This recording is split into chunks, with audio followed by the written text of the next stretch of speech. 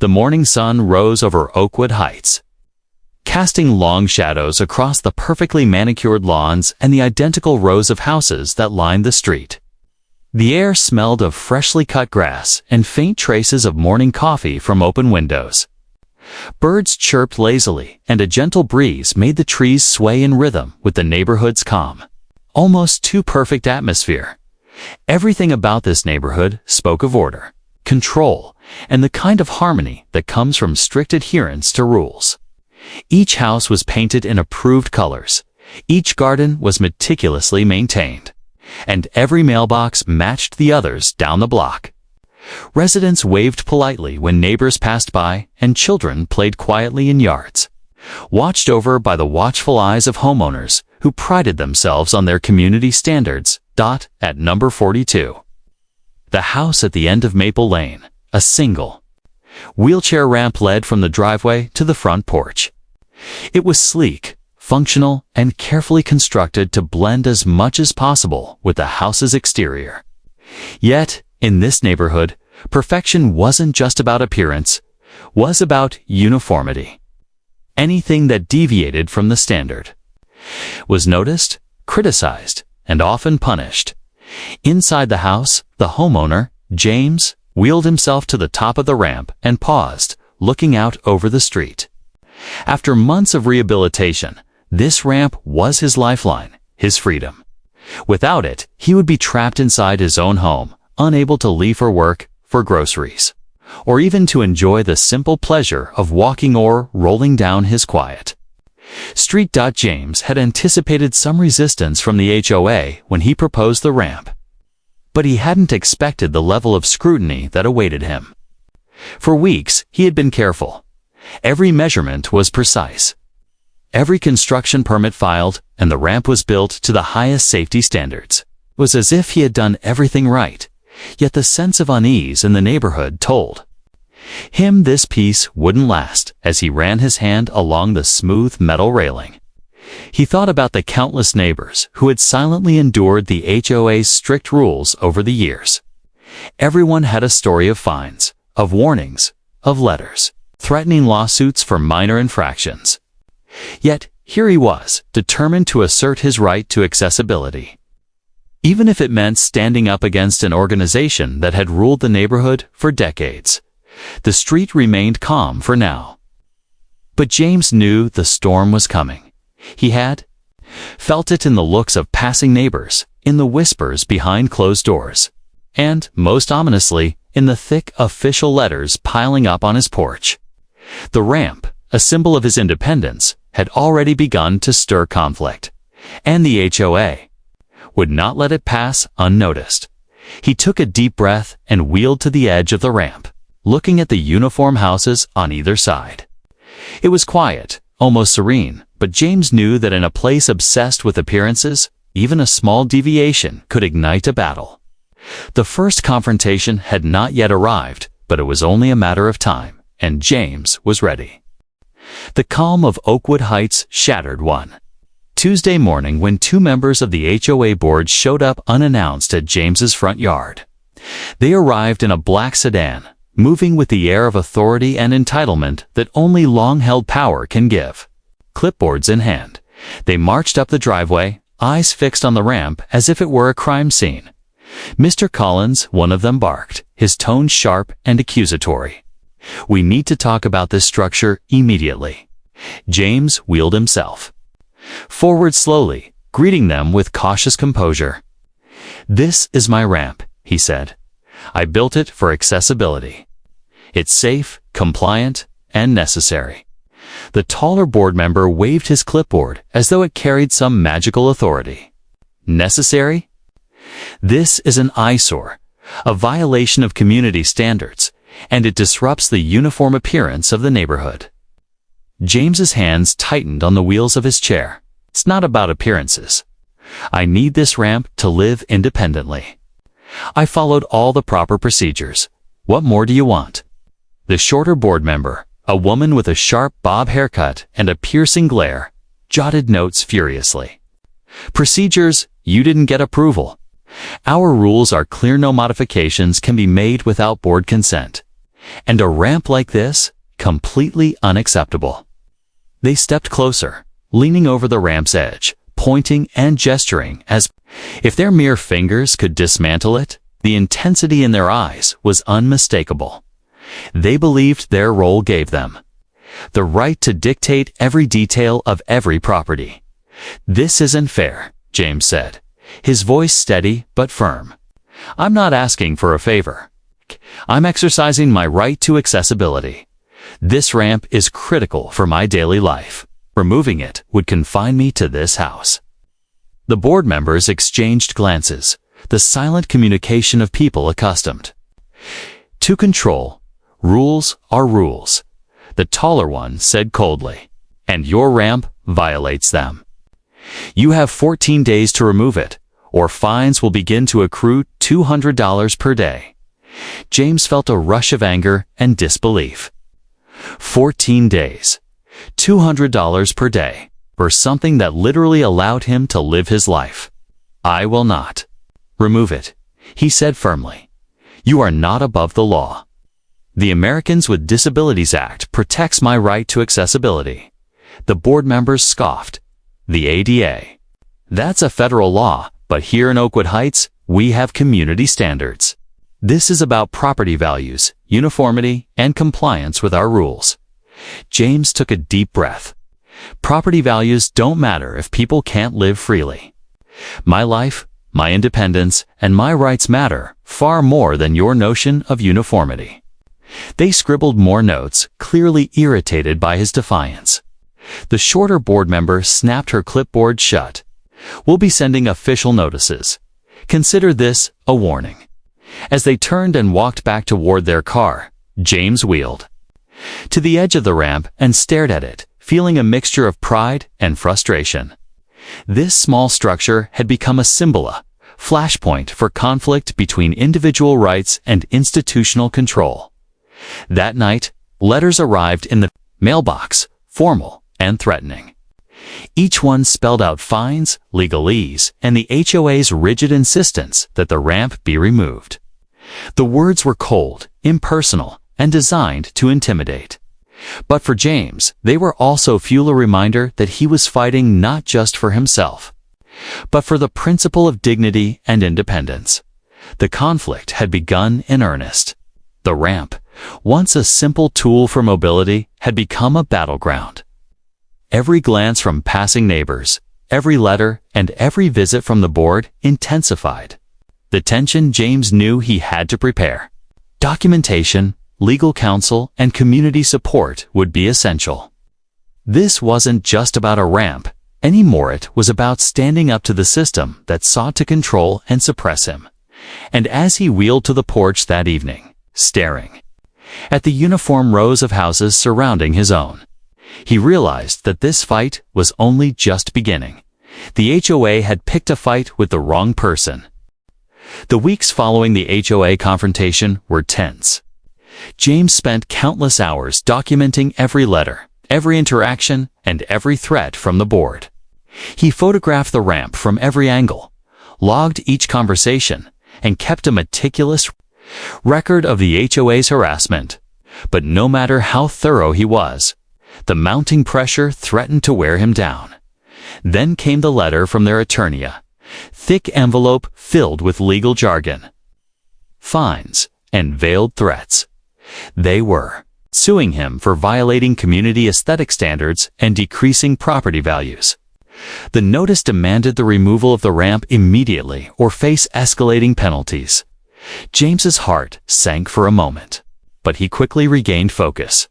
He had anticipated this escalation. With the help of his lawyer, he prepared for court. Lawyer, a specialist in disability rights, explained how the Americans with Disabilities Act protected his right to accessibility modifications. "They can't legally remove your ramp," the lawyer said firmly. "And if they continue to harass you, we can pursue federal action." Court day arrived, and James wheeled into the packed courtroom with his lawyer at his side. Media cameras from local stations lined the back, capturing every moment. The air was thick with anticipation. Neighbors had gathered to show support. some holding signs advocating for disability rights and fairness. The HOA's attorney opened with a rigid, rehearsed argument. The ramp built on Mr. Collins's property is an unauthorized structure, he began, which violates the community's established guidelines. It disrupts the uniformity of our neighborhood and diminishes property values. James felt a surge of determination. When his lawyer stood, the courtroom hushed. "Your Honor," the lawyer began, "this case is not about aesthetics. It is about federally protected rights under the Americans with Disabilities Act. Mr. Collins's ramp is not optional. It is necessary for his independent living." Documents were presented, pages of HOA regulations, prior case law, and expert testimony confirming that the ramp met all safety standards.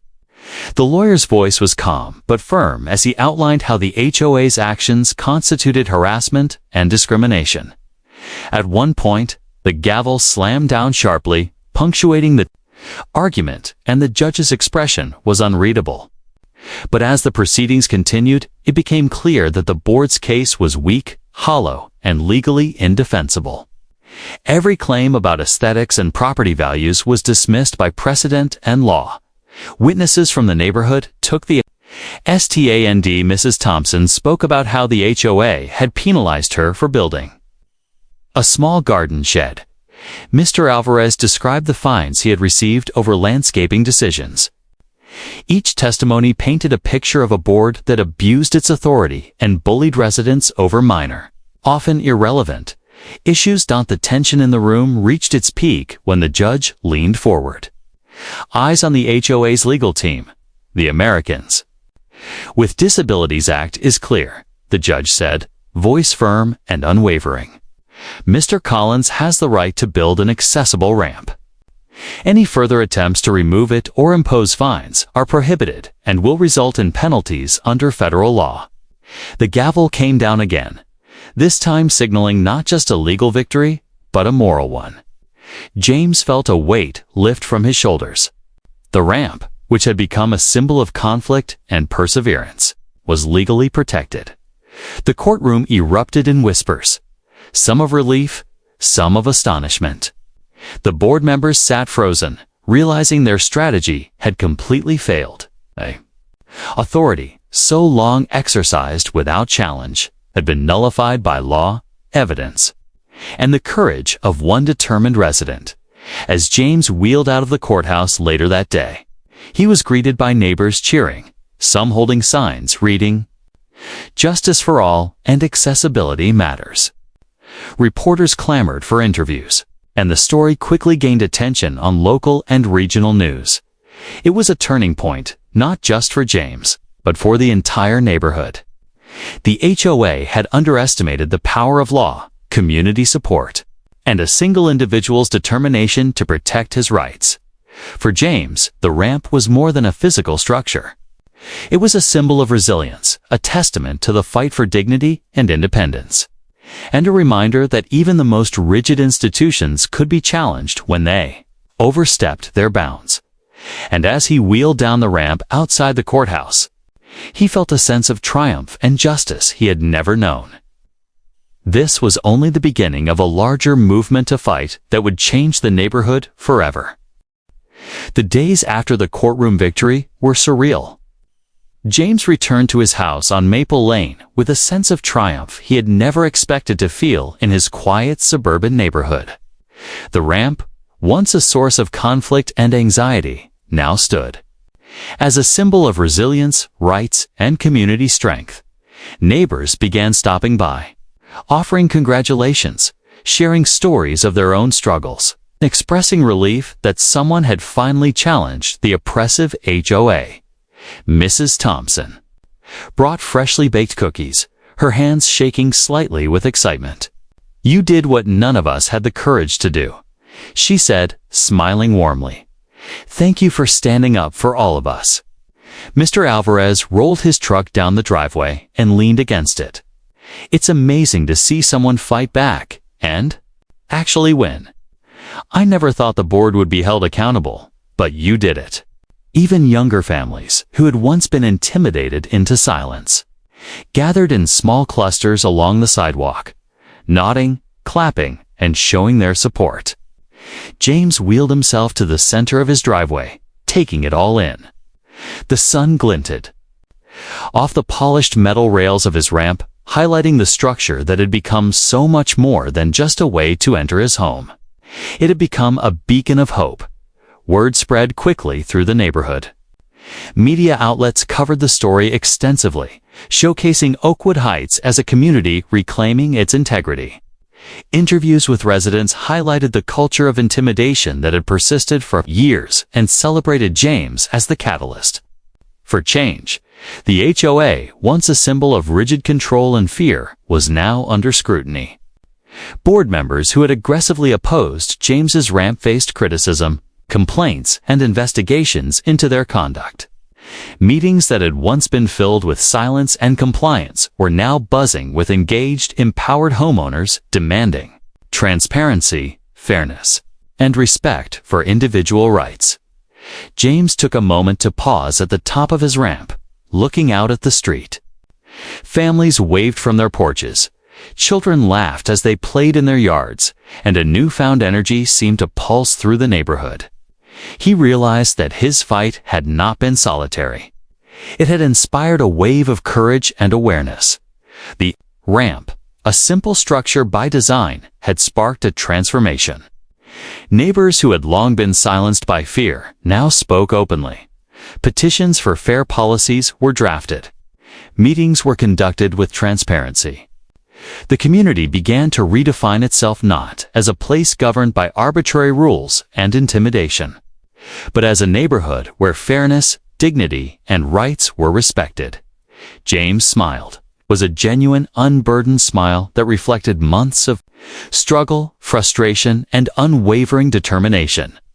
He knew the fight for his ramp had achieved more than accessibility, had built solidarity, empowered neighbors, and reminded everyone that the law and morality often walk hand in hand. From the porch, he could see the future of Oakwood Heights forming before him.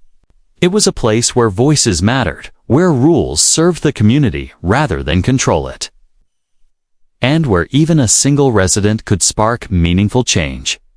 The ramp remained strong and unyielding, as did the message it carried. Rights cannot be ignored, courage cannot be silenced, and justice, no matter how delayed, would prevail. Inside the Oakwood Heights HOA clubhouse, the air was thick with tension, frustration, and disbelief. The board members sat around the long conference table, stacks of complaints and legal notices piled high in front of them. Papers overflowed, from binders spilling onto the floor. A chaotic reflection of the unraveling control they had once wielded effortlessly. Marjorie, the HOA president, slammed her hand onto the table. "This is impossible. How did it get this far? None of our threats worked, and now the courts are against us."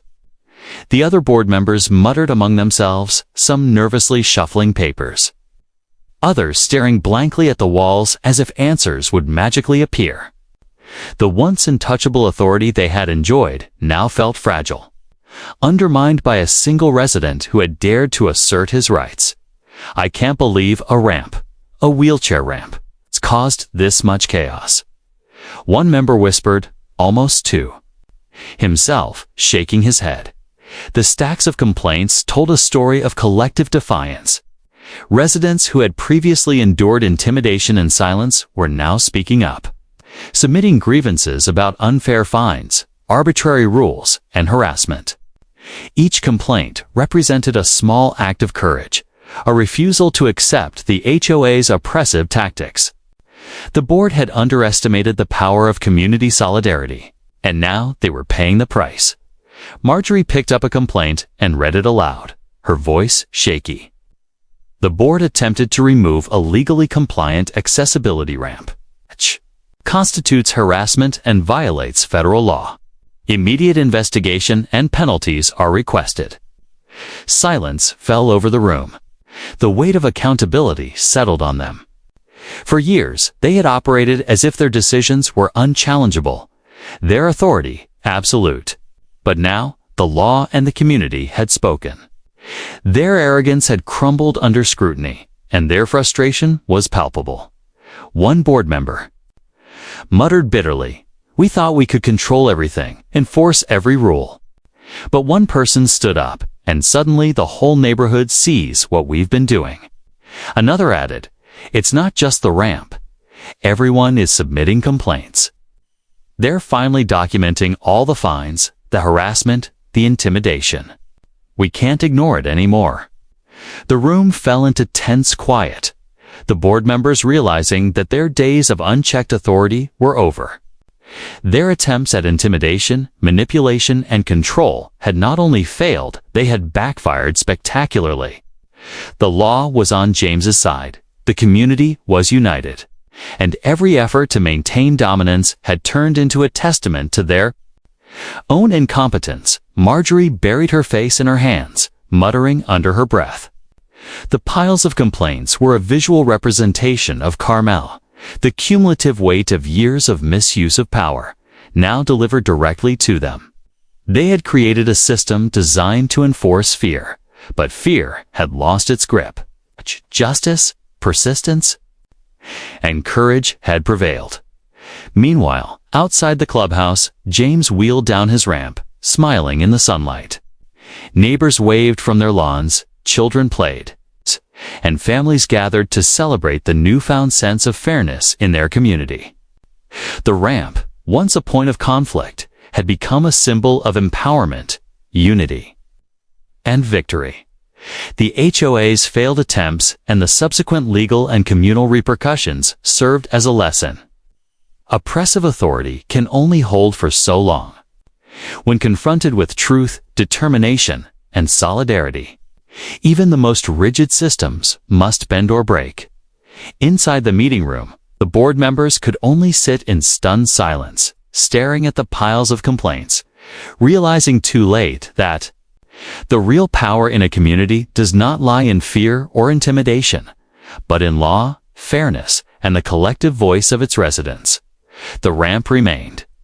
James's independence remained. And the neighborhood, finally free from the shadow of oppression, had reclaimed its voice. Karma had found its mark, and justice, long overdue, had been served. As the sun set over Oakwood Heights, the neighborhood felt different, lighter, freer, more alive. The ramp at James's house still stood, a symbol of resilience, justice, and the power of standing up for what's right. The community had learned an important lesson. Rules cannot override human dignity, and silence only strengthens oppression. James wheeled down his ramp one last time that evening, smiling at neighbors who waved and cheered. This victory wasn't just his. He belonged to every resident who had ever felt powerless, intimidated, or silenced. Oakwood Heights had changed forever, proving that courage, solidarity, and the law can triumph over fear and tyranny. And as the neighborhood lights glowed softly in the distance, one truth remained clear. Sometimes it only takes one person to spark change that inspires an entire community.